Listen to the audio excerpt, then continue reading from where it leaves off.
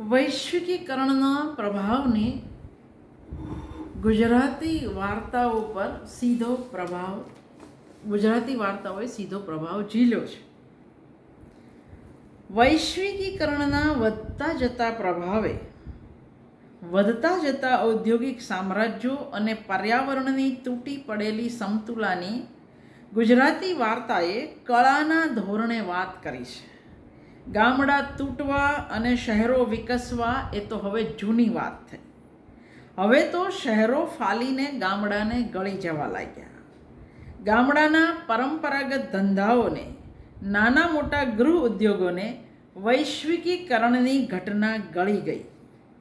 Soda બાટલીવાળાઓને Pepsi અને કોલાવાળા ગળી ગયા. એની વાત નવનીત જાનીની સામાકાંઠાની વસ્તીમાં એક વાર્તા છે, V brand double tested victory. V brand double tested victory. Navneet Jani પાસેથી આપણને આના સિવાયની પણ વૈશ્વિકીકરણનો પ્રભાવ ઝીલતી વાર્તાઓ મળી છે. દાણા પાણી જેવી વાર્તા પણ છે. વી બ્રાન્ડ ડબલ ટેસ્ટેડ એ પણ છે. પણ આપણે તમારા અભ્યાસક્રમમાં જે વાર્તા છે એની જ વાત કરીશું. V brand double tested victory 280 ml. લેખકે વાર્તાને 6 અધ્યાયમાં વહેંચી છે. લખોટીવાળી સોડા વેચતો ધૂળો ખુશ છે, એની જિંદગીમાં સુખી છે. સોડાનું મશીન આવે છે અને લીલા લહેર ગામમાં રમવા આવેલા ભવાયા પાસે એની સોડા બહુ વેચાય છે, ખુશ છે. ઘર પણ ગામની અંદર ભવાયા રમવા આવ્યા. વૈશ્વિકીકરણ એટલે બહારથી કોઈનું આવવું. ભવાયા રમવા આવ્યા, એની પાસે પીળી સોડા જેનું નામ પેપ્સી હતું, આપણે સમજી જવાનું પેપ્સી, એનું નામ સાંભળ્યું. અને એ રાતે ધૂળાની એકેય સોડા બાટલી વેચાય નહીં. બધાએ ઓલી પીળી સોડા જ પીધી. ધૂળો અકળાય છે, ગૂંચવાય છે, ગુસ્સે થાય છે.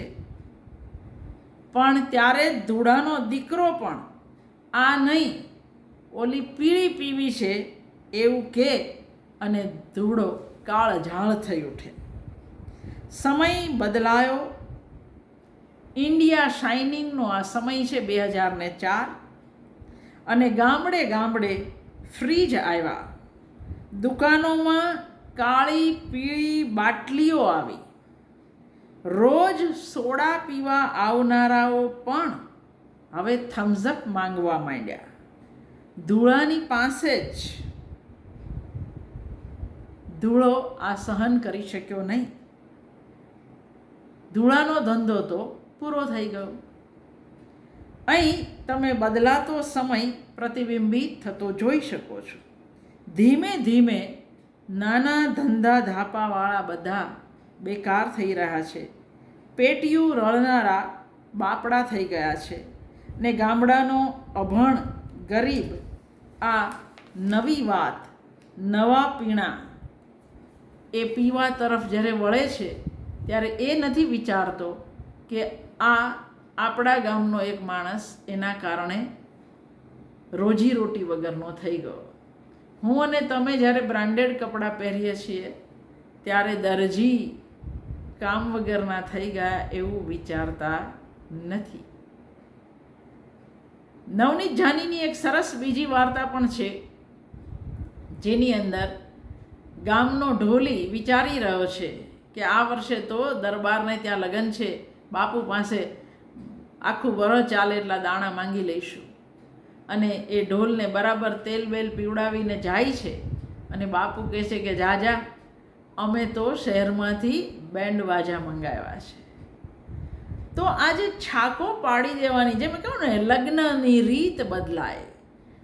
ઢોલ વગાડવાવાળા, શરણાઈ વગાડવાવાળા એ ના રહ્યા ને એની જગ્યાએ બેન્ડ વાજાવાળા આવ્યા.